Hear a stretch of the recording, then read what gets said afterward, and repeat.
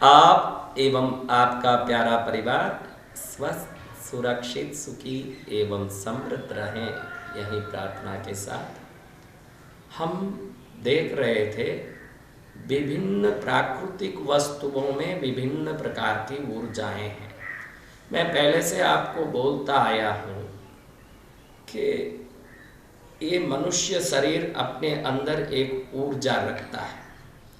ये ऊर्जा विभिन्न प्रकार से इच्छाओं को बाहर ले जाता है और अपनी इच्छा अनुसार वस्तु को आकर्षित करने की ताकत मनुष्य के शरीर में जन्म से ही बना हुआ है। कई लोगों को ये सुन के आश्चर्य लगेगा कि हमारे शरीर में ऐसी कहाँ शक्ति है महाराज, हम तो बहुत दुखी हैं, बहुत परेशान हैं, बहुत गरीब हैं, बहुत तकलीफ में है, हमारे शरीर में ऐसी क्या शक्ति है? अगर कुछ भी शक्ति होती तो उस शक्ति से हम मनचाहा जीवन जी सकते थे ना।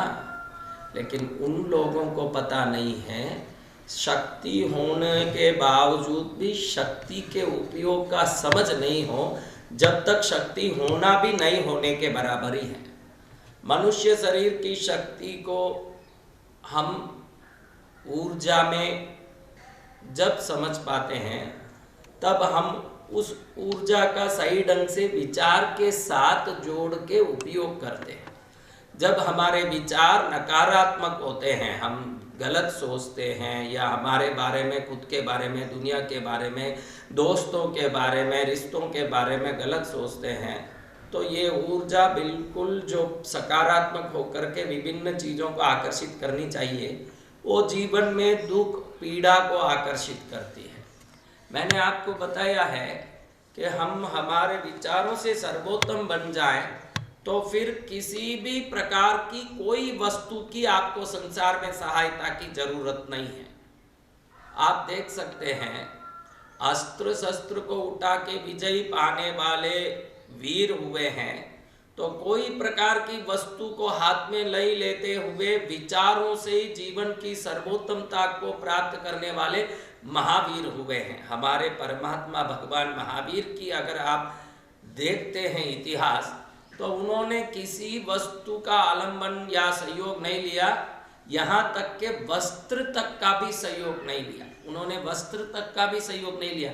ये वस्त्र होगा तो ही मेरा ये जीवन चलेगा, ये विचार से परे होने के कारण, ऐसा कोई विचार उनको किसी प्रकार से परेशान नहीं करने के कारण वो मुक्त रहे, वो दिगंबर रहे, और उन्होंने किसी वस्तु का सहयोग लिए बगैर, कभी तो वर्षों तक भूखे रहकर भी उन्होंने साधना की। उनको ये ध्यान था कि आत्म ज्योति को कोई भी सहयोग की जरूरत नहीं है, लेकिन आत्म ज्योति को हम हमारे विचारों के, हमारे तप के बल से प्रदीप्त कर सकते हैं। लेकिन मनुष्य जब उस प्रकार का सर्वोत्तम श्रेणी में नहीं पहुंच पाता है, तब वो विभिन्न प्रकार के वस्तुओं के सहयोग से आत्म कल्याण, राष्ट्र कल्याण, समाज का कल्याण और स्व कल्याण कर पाता है। कल्याण के दो प्रकार हैं।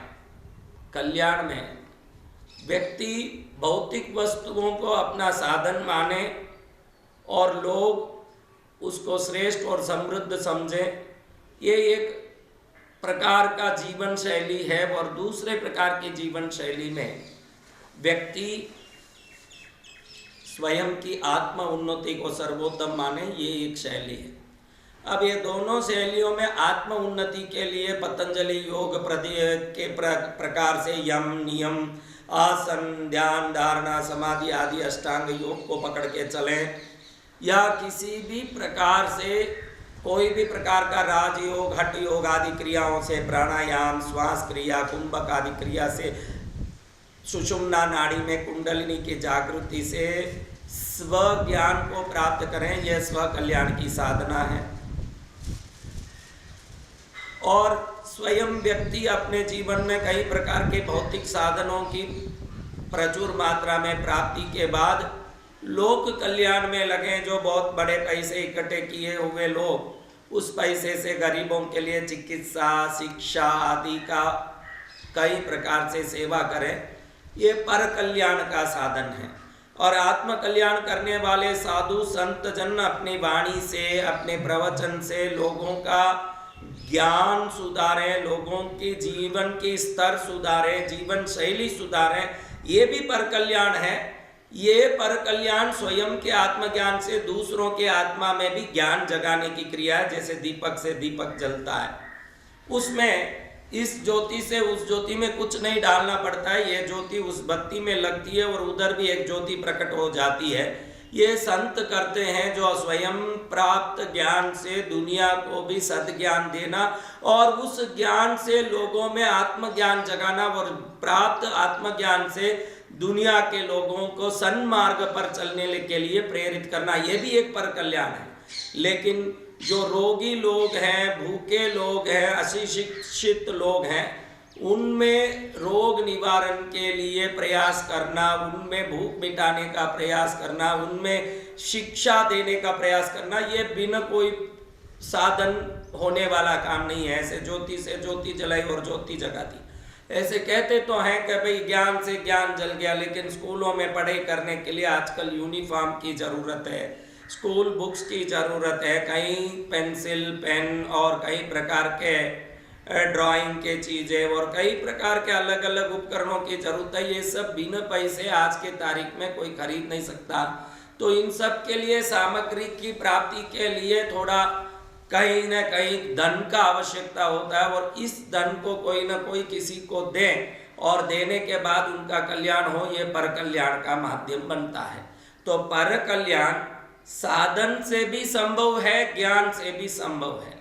स्व कल्याण भी साधन से भी संभव है, ज्ञान से भी संभव है। किसी को ज्ञान आ गया कि गौ दान करने से, भूदान करने से, गरीबों को रोटी खिलाने से फायदा है, इसलिए अपने प्राप्त धन को गौ दान में, गायों को दान देने में और गरीबों को खिलाने में, किसी गरीब को मदद करने में लगाता है, तो इससे स्व कल्याण होता ही है। लेकिन इस स्व कल्याण में कुछ न कुछ सामग्री की आवश्यकता होती है और जो सामग्री सुलभ लोग हैं वो ही इस प्रकार का स्व कल्याण कर पाते हैं। और स्व कल्याण करने के लिए आत्म ध्यान करे, साधना करे, इसमें ना तो किसी सामग्री की जरूरत पड़ती है, ना धन दौलत की जरूरत पड़ती है। इसमें स्वयं का कल्याण वैसे ही आनंद से होता है।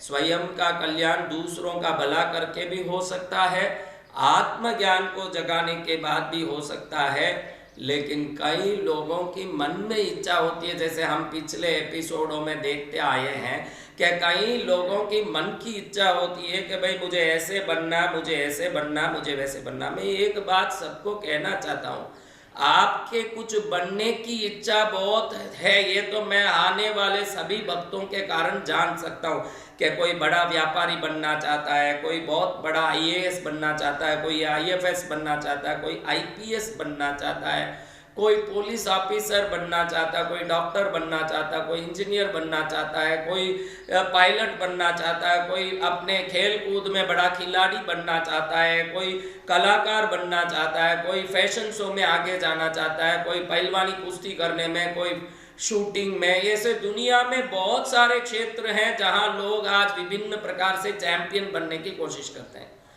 लेकिन जहां तक मैं समझता हूं कि सफलता उनको मिलती है जिनको ये बनना है, ये सोच होता है, उतना काफ़ी नहीं होता है। सफलता उनको मिलती है ये बनने के, उनके लिए क्या जरूरी कारण है, ये बन के आप करोगे क्या, वो ठोस कारण। और उस कारण में अगर निस्वार्थता है कि ये बनने के बाद मुझे इस प्रकार से किसी को सेवा करने का मौका मिलेगा, अगर ये निस्वार्थता उसमें आ जाता है, आप कुछ भी बनो, वो बनने के पीछे इस दुनिया में आप जन्म लिए हैं और जन्म लिए हुए इस मनुष्य शरीर से आप इस दुनिया के लिए कुछ करना चाहते हैं, अगर वो उद्देश्य एकदम मजबूत और ठोस हो जाए तो आपके सफल होने में कोई देरी नहीं है।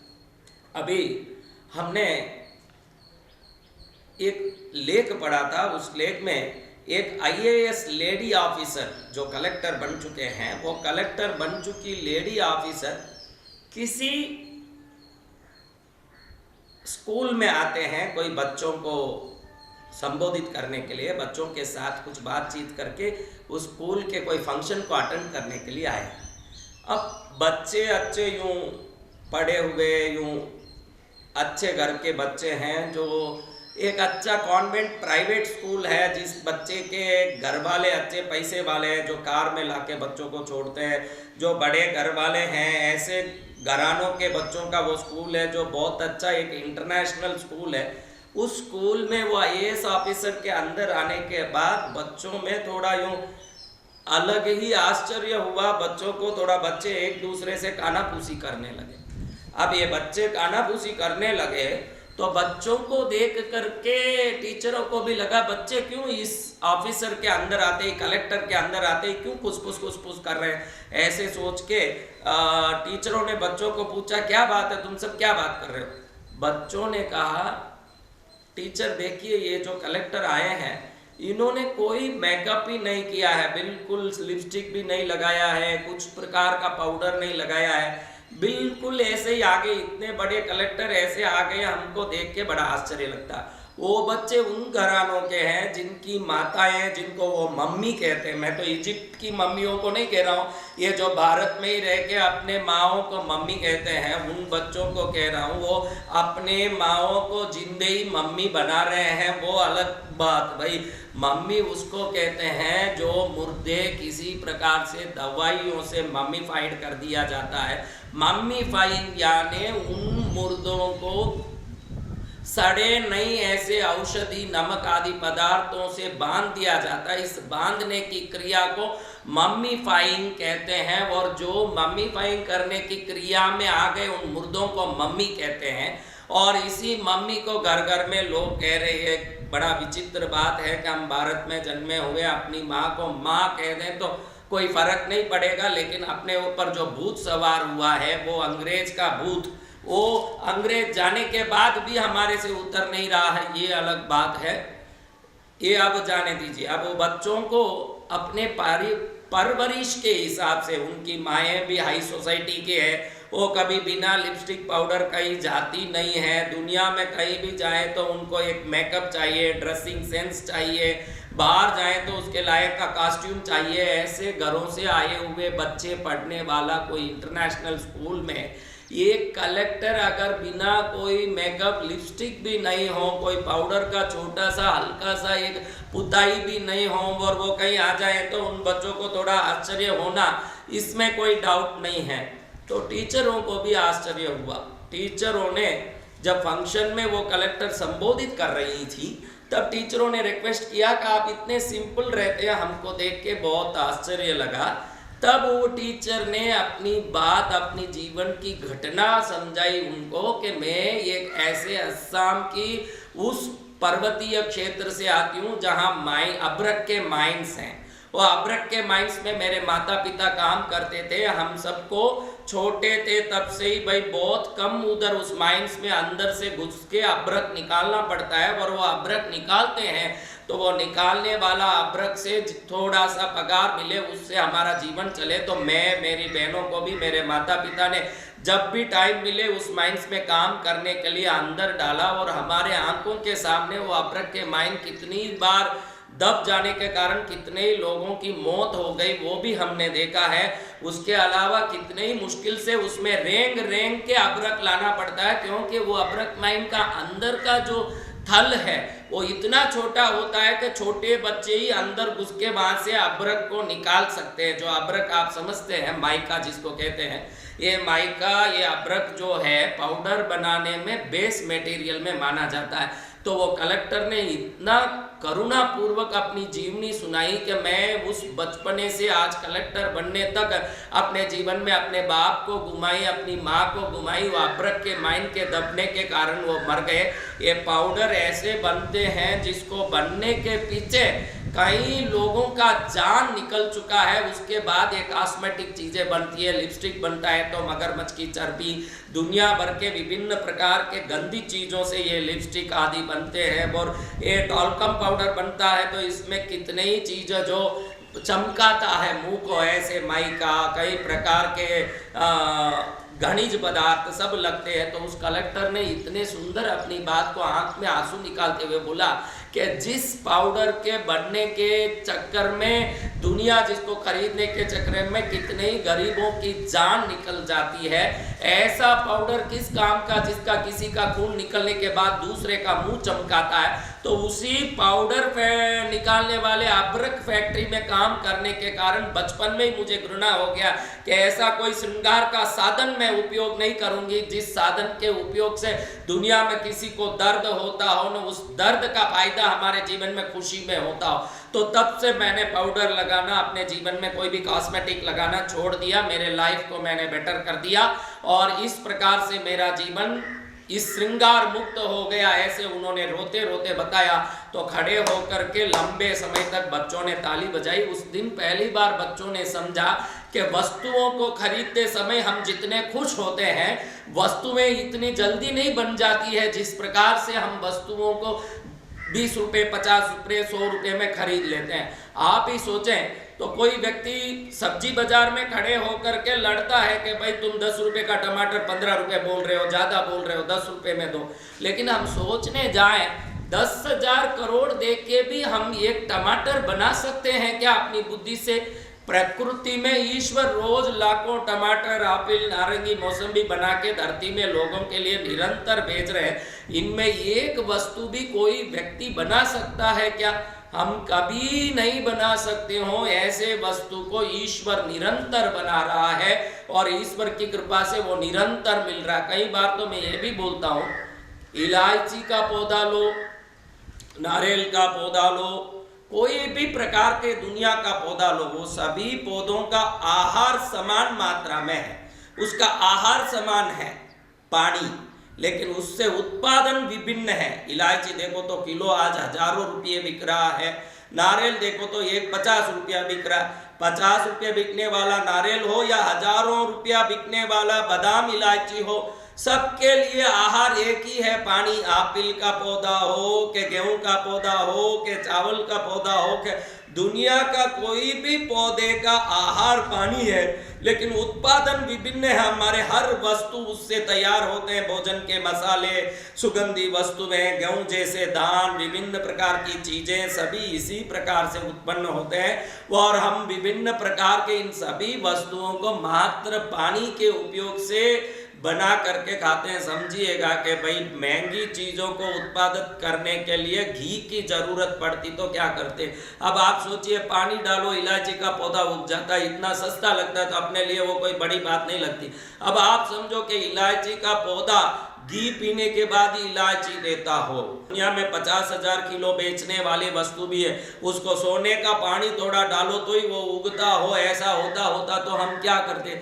ईश्वर की इस रचना को देखिए, जिस रचना में मात्र पानी ही आहार है और विभिन्न प्रकार के मनुष्य समाज की आवश्यकताएं मात्र पानी को देकर के, पौधों से, पेड़ से, विभिन्न प्रकार की चीजें, हम इतने हजारों प्रकार की चीजें इस धरती में हैं, वो सभी चीजों का आहार मात्र पानी है। कमल का फूल खिले के, गुलाब का फूल खिले के, दुनिया का कोई भी फूल, वो अलग बात है कि आज हमने धरती को खोखला कर दिया बहुत सारे उगाई पुदाई करके, इसलिए अब खाद डालना पड़ता है और खाद डाल डाल के भी धरती को हमने खोखला कर दिया, ये अलग बात। लेकिन प्रकृति की करुणा देखिए, सभी वस्तु मात्र जल से ही उत्पन्न हो जाती है। उस जल से उत्पन्न विभिन्न वस्तुओं का उपयोग करके मनुष्य समाज ने वापस क्या दिया, ये सोचने जैसी बात है कि भाई मनुष्य समाज वापस क्या देता है दुनिया को। दुनिया आज तक विभिन्न चीजों का उपयोग करते आई, लेकिन विभिन्न चीजों का उपयोग लेने के बाद भी उन उपयोगिता का हमने क्या पुनर्फल दिया, ये सोचने जैसी बात है। इस बात को सोचते हैं तो बड़ा आश्चर्य लगता है कि हमने पाया बहुत कुछ, दिया कितना है, ये सोचे तो बड़ा आश्चर्य हो रहा है कि इस संसार में हम देने के नाम से बहुत जीरो हैं और लेने के नाम से तो हमको ये भी चाहिए वो भी चाहिए। हर जगह खड़े होकर लड़ने भी लगते हैं कि इसका भाव इतना कम कर दो, इसका, वो आपकी स्वतंत्रता है। लेकिन मैं कहना चाहता हूँ कि प्रकृति में बनी हुई कोई चीज की कीमत ही नहीं हो सकती है, वो अमूल्य है।